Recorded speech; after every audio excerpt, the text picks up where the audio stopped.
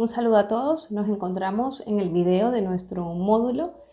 cuarto módulo relacionado con herramientas para ejecutar un plan de acción de Parlamento Abierto. Cuando nos encontramos en el camino para iniciar ese ejercicio de plan de acción, tenemos muchas preguntas, dudas e inquietudes. En nuestra guía hemos dejado una serie de recomendaciones, plantillas y formatos que pueden ser útiles para cada una de las etapas del plan de acción.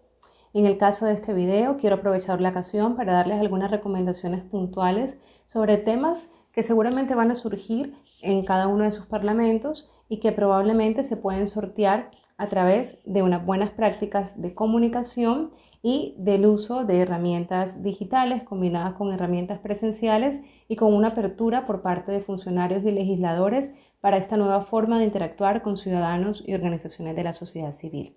En una primera medida, vamos a hablar de lo que es esa convocatoria pública para iniciar nuestro plan de acción. Ya hemos relatado que podemos hacer uso de muchas herramientas como redes sociales, herramientas colaborativas de comunicación, trabajar con los mismos medios de comunicación de nuestros países para iniciar ese ejercicio de convocatoria pública. Pero en este punto particular quiero resaltar la importancia de quienes son los vasos comunicantes de nuestra democracia, los legisladores y las legisladoras, quienes tienen electores que están frente a ellos, atentos a cada una de sus actuaciones y quienes pueden ser actores fundamentales, ellos, miembros de este órgano de apertura legislativa, ya sea formal o informal, para iniciar un proceso de sensibilización ciudadana, contar por qué es importante la apertura legislativa, por qué nuestro Parlamento inicia el camino de un plan de acción, porque ese plan de acción va a tener unos objetivos, unos compromisos y va a tener unos resultados que seguramente le apuntarán a tener un Congreso o un Parlamento más abierto. En este ejercicio también de apertura y de comunicación sobre el proceso que vamos a iniciar, es clave que cuando hayamos convocado organizaciones de la sociedad civil y mediante el formato que definamos, si va a ser reuniones presenciales, combinando presenciales con virtuales o ejercicios que definitivamente deban ser virtuales por cualquier tipo de situación que se presente en nuestro contexto, el lenguaje ameno, el lenguaje amable. Recordemos que vamos a estar invitando a nuestra casa, la Casa de la Democracia, que son nuestros congresos, nuestros parlamentos, a personas y actores que seguramente no habían tenido antes esa posibilidad de trabajar con nosotros. También es clave recordarle a los funcionarios, a los legisladores y legisladoras, que cuando iniciamos este proceso de apertura, al parecer nosotros nos abrimos a hacer una convocatoria para que muchas personas asistan y nos acompañen. Pero también hay que ser claros y contarles que en muchas ocasiones, en gran parte de ellas, finalmente termina siendo un cúmulo muy pequeño de organizaciones muy puntuales las que deciden atender este llamado, al igual que en el caso de ciudadanos, quienes de manera más fácil participan de manera virtual, pero en el caso de estas organizaciones seguramente vamos a poder identificar una, dos o máximo tres que van a ser aquellas que nos van a acompañar a lo largo del proceso y con ellas establecer este vínculo de confianza que va a ser tan importante, tener unos buenos mecanismos de comunicación asertivos para poderlas estar convocando durante el desarrollo completo de todas las etapas del plan de acción. Tener también en cuenta que nosotros, a pesar de que vamos a iniciar un ejercicio de co-creación, ya sea utilizando la metodología Café del Mundo o la lluvia de ideas o cualquier otra metodología que se adapte en nuestro caso en particular para priorizar problemáticas y poder definir soluciones, en algún punto en particular nuestro Parlamento de manera interna, los funcionarios y los legisladores deberán tomar la decisión también de priorizar qué compromisos se van a poder llevar a cabo y tener en cuenta de forma específica con qué recursos contamos, ser muy sinceros y vincular la autorreflexión a este proceso antes de lanzarnos a entregar esa versión final de nuestro plan de acción. Ya lo hemos dicho y lo pueden ver en la guía, hay unas etapas, un primer borrador del plan de acción, un segundo borrador del plan de acción y en el intermedio tenemos este ejercicio de priorización en el que nosotros de manera consciente vamos a poder valorar, teniendo en cuenta nuestros recursos físicos, humanos y financieros, cuáles son esos compromisos por los que vamos a apostar y mínimo planteando que sean 2 por cada pilar de la apertura legislativa. Hemos dicho también que en general un plan de acción como mínimo debe contener 5 compromisos. De pronto nos enfatizamos en trabajar más en un pilar en particular que en otro o lo dejamos de lado porque no estamos en capacidad de llevar a cabo todos los compromisos o de priorizar un mínimo de 8 compromisos si sacamos 2 por pilar de la apertura legislativa. Esto va a depender de cada parlamento y no debe ser un motivo para generar estrés. Lo importante va a ser que lo que hagamos lo podamos hacer bien y con un compromiso serio con la ciudadanía. Una vez hemos agotado esas instancias de trabajo con organizaciones de la sociedad civil y actores que hayan querido participar de nuestros ejercicios de co-creación, así como habiendo puesto a disposición de la ciudadanía mediante ese portal web que nosotros tengamos lo que han sido el resultado de nuestros compromisos, vamos nosotros a proceder a elaborar el documento público de nuestro plan de acción. Este documento público es nuestra carta de presentación en el contexto nacional y en el contexto regional e internacional. Recordemos que la apertura legislativa es también una iniciativa que tiene acogida en toda nuestra región y que a través del ejercicio de estos planes de acción nosotros podemos iniciar ese diálogo y esa interlocución también con otros parlamentos para avanzar en el intercambio de experiencias que nos ayuden a llevar un mejor proceso de apertura legislativa. En particular, la presentación de este plan de acción tiene que reconocer quién fue ese staff que nos acompañó al desarrollo del proceso, quiénes fueron esos legisladores y legisladoras que participaron del órgano de apertura legislativa y que definitivamente lideraron la puesta en marcha del plan de acción, quién es la mesa directiva de nuestro Congreso o Parlamento, la funcionaria o funcionario que está a cargo del plan de acción, las organizaciones de la sociedad civil que participaron del proceso y, muy importante, las organizaciones internacionales que nos apoyaron para poder llevarlo a cabo. En este documento vamos a relatar no solamente ese contexto nacional a través del cual nosotros iniciamos este camino, por ejemplo, relatando cuáles son las leyes o el marco jurídico y normativo de nuestro país con respecto al acceso a la información pública, a la transparencia, a la rendición de cuentas y cómo desde la apertura legislativa, que es un ejercicio voluntario, nosotros vamos a apostarle para mejorar en la implementación de buenas prácticas con respecto a estos pilares. Asimismo, es muy importante reconocer cómo se llevó a cabo el proceso de co-creación de nuestros planes de acción.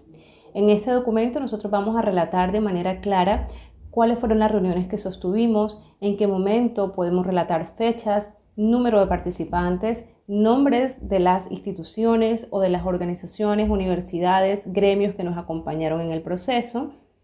Podemos también contar cuál fue el número de participantes de ciudadanos que asistieron a reuniones virtuales, en el caso que nosotros hayamos, por ejemplo, puesto a consideración el primer borrador de nuestro plan de acción en una herramienta colaborativa, hayamos hecho sondeos o consultas ciudadanas, relatar también cuál fue la participación de los ciudadanos en ese proceso virtual, va a ser muy importante. Acompañar también la información que estamos depositando en este documento con fotografías, enlaces, actas de reuniones, talleres o cualquier tipo de hipervínculo que le permita al lector o a la persona que está conociendo de nuestro plan de acción conocer de una manera muy realista cómo llevamos a cabo nuestro proceso. Fíjense ustedes que en el marco de este curso nosotros hemos hecho el ejercicio de hacer un clic e irnos al vínculo de cualquier página web de otro parlamento, de otro congreso de la región. También hemos leído algunos de esos planes de acción y unos u otros nos ofrecen de manera más clara un panorama de cómo desarrollaron su proceso.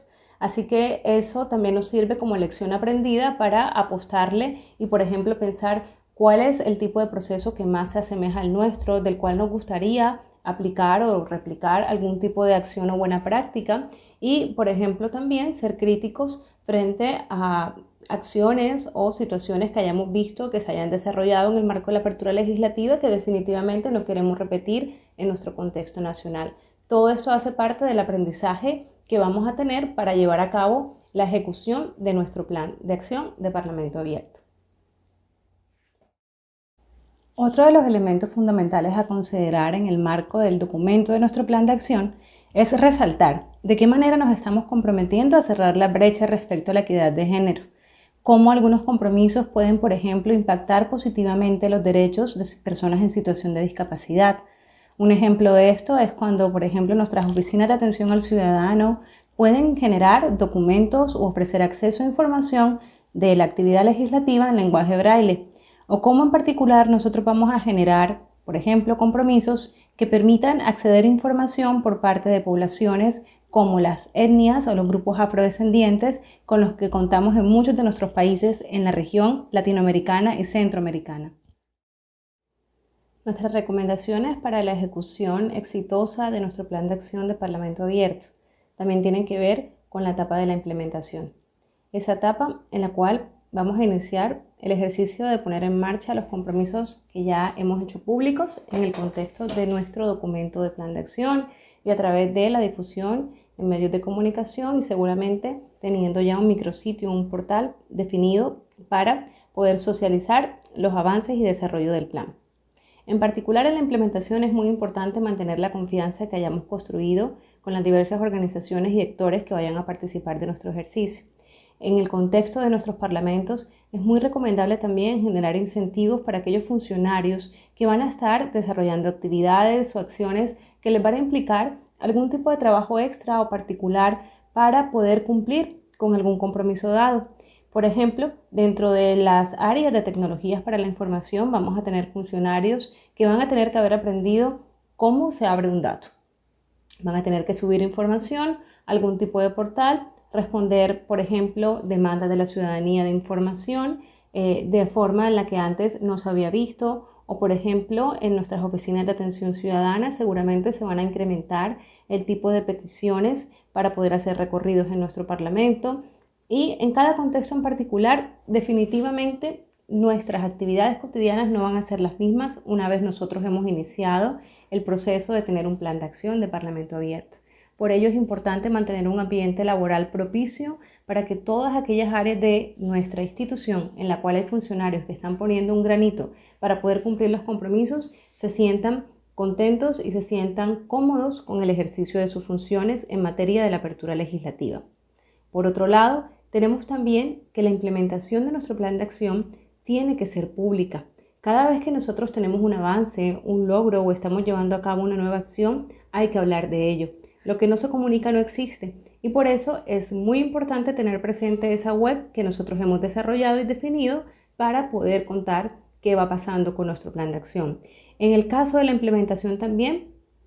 es clave que tengamos la posibilidad de reportar cómo vamos avanzando en el cumplimiento. Si, por ejemplo, nos hemos definido o puesto como meta diseñar una plataforma o una web externa que permita atender a los ciudadanos de una mejor manera o un aplicativo móvil y ya lo hemos logrado o tenemos unos grandes avances, poderlo comunicar y poderlo contar dentro de esta página va a ser primordial. También no dejemos de lado el uso de las redes sociales y la capacidad que tienen nuestros legisladores y legisladoras de comunicar asertivamente en qué va nuestro plan de acción. En la etapa de monitoreo del plan de acción ya presentamos en nuestra guía un formato que es estandarizado, pero que también nos puede ayudar a adaptarlo para poder hacer un seguimiento juicioso de cómo va el avance y el cumplimiento de manera cualitativa y cuantitativa de nuestros compromisos, así como de la presentación de soportes. Este monitoreo, el cual va a tener unas fechas definidas en cada uno de los contextos de nuestros países, debe ser uno de los elementos claves para poder medir cómo vamos desarrollando nuestro plan. A través del monitoreo, presentar anexos, permitirle también a los ciudadanos que conozcan cuáles son los soportes que dan cuenta de, por ejemplo, el cumplimiento o el avance de un 50% de un compromiso o en el caso particular en el que nosotros hayamos avanzado muy poco en un compromiso, tengamos un cumplimiento bajo de un 10% o no estemos llegando a la meta a la que nos habíamos fijado, poder también depositar dentro de ese ejercicio de monitoreo las razones por las cuales se nos está dificultando nuestra labor, ser sinceros con ello y poderlo contar a través del monitoreo en redes sociales, en nuestra plataforma o, por ejemplo, a través de entrevistas que puedan conceder los miembros del órgano de apertura legislativa, va a ser muy valioso. Recordemos que al final estamos tratando de generar una nueva forma de interacción y de comunicar con la ciudadanía, con nuestra nación, y que la apertura legislativa es un proceso inacabado donde es posible cometer errores, avanzar, tener retrocesos, pero que en definitiva el valor agregado está en la decisión que hemos tenido de avanzar y no parar nunca para tener un Parlamento o un Congreso más abierto. Otra de las etapas en las cuales hay herramientas útiles para llevar a cabo la implementación de nuestro plan de acción es la etapa de autoevaluación. La autoevaluación se define por un informe que de alguna u otra forma complementa lo que ha sido el documento de nuestro plan de acción, en el cual primero planteamos cuál es nuestra voluntad política, cómo fue el proceso para llegar hasta la decisión de tomar un plan de acción y ponerlo en marcha, y cómo se definieron y se construyeron de manera co-creada esos compromisos. Luego, la implementación, el monitoreo y la autoevaluación quedan de una u otra manera evidenciados en el ejercicio público de socialización que hacemos de cada una de estas etapas.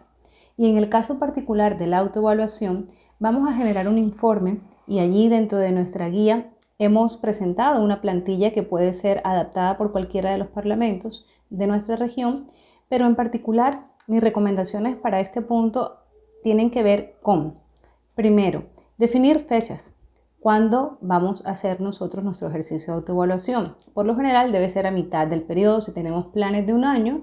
esa autoevaluación se debería generar cada 6 meses, y si tenemos planes de 2 años, nuestra autoevaluación debería ser la primera durante el primer año y la otra al finalizar el plan de acción. La autoevaluación es el producto de las lecciones aprendidas, de los aportes de la ciudadanía y de las organizaciones de la sociedad civil durante las etapas de monitoreo y durante la etapa de implementación del plan. Todos aquellos comentarios, opiniones, valoraciones, reorientaciones que hayamos recibido mientras hayamos colocado al ejercicio del dominio público, de la consulta ciudadana, los avances de la implementación de nuestros compromisos, y también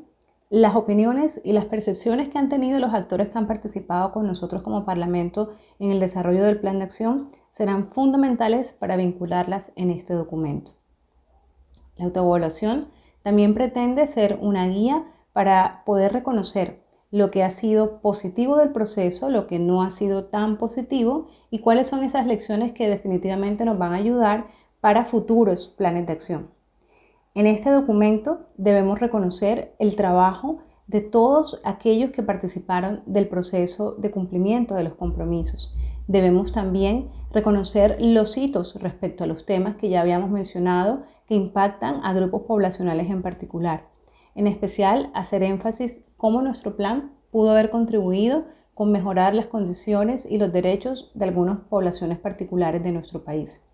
En el caso, por ejemplo, de la apertura legislativa, la autoevaluación también se constituye en una herramienta para poder socializar con otros congresos de la región y ante instancias internacionales los avances que hayamos tenido en cada uno de nuestros países. Nuestra última recomendación en materia de ejecución efectiva de planes de Parlamento abierto tiene que ver con reconocer que existe una comunidad internacional robusta que está dispuesta a apoyar y a colaborar en cualquier tipo de inquietud y situación que ustedes puedan presentar, ya sea como funcionarios o como legisladores, en el proceso de implementación de su plan de acción. Organizaciones como el Instituto Nacional Demócrata, como la Red Open, como Parlaméricas, estarían dispuestas en cualquier momento que ustedes lo requieran a poder asistirles y acompañar para resolver inquietudes y dudas. Muchas de las plantillas y de los formatos que hemos colocado a su disposición en el marco de este curso y en particular de este último módulo sobre herramientas para poder llevar a cabo la ejecución del plan de acción son públicos y también han sido utilizados por otros parlamentos durante el desarrollo de sus planes, por supuesto adaptándolos, y esa adaptación incluye colocar logos, lenguaje y cualquier tipo de información adicional que para ustedes sea pertinente en sus países y en sus parlamentos.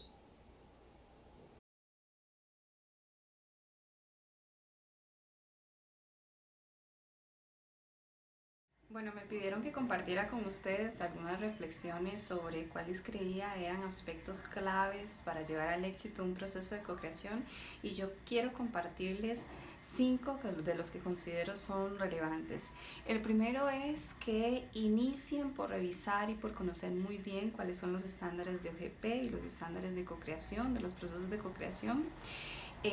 Y también que mapeen buenas prácticas, tanto en sus países como a nivel global. Las buenas prácticas y los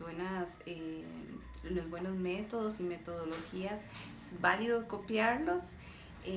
siempre incorporándolos o adaptándolas a su propio contexto, pero lo bueno se replica. El segundo aspecto es involucrar en el proceso desde el inicio a todos los actores claves. Por ejemplo, en el Congreso, no solo pensar en directorio legislativo o algunos diputados o solo algunas fracciones, sino tratar de incluir a todos los actores que consideramos van a ser claves. En el caso de un congreso, todas las fracciones son claves, todos los diputados son claves, quienes son parte del directorio legislativo, también los funcionarios del Congreso y por supuesto la sociedad civil, todos los sectores que se sientan invitados, academia, sector privado, organizaciones no gubernamentales, cercanas al tema, y también la ciudadanía en general que esté interesada en participar en un proceso como este. El tercero es que definan de manera clara y muy transparente los aspectos de todo el proceso de co-creación. El calendario, las metodologías, los criterios para tomar decisiones durante el proceso. Es importante que estén definidos claramente y que también los publiquen, digamos, los comuniquen claramente para que todo el mundo sepa las reglas del juego, por decirlo así. Y el cuarto, más bien, es no olvidar realizar acciones puntuales para invitar a diversidad de actores y también adecuar el proceso a lo que sea necesario para que estos actores se sientan incluidos.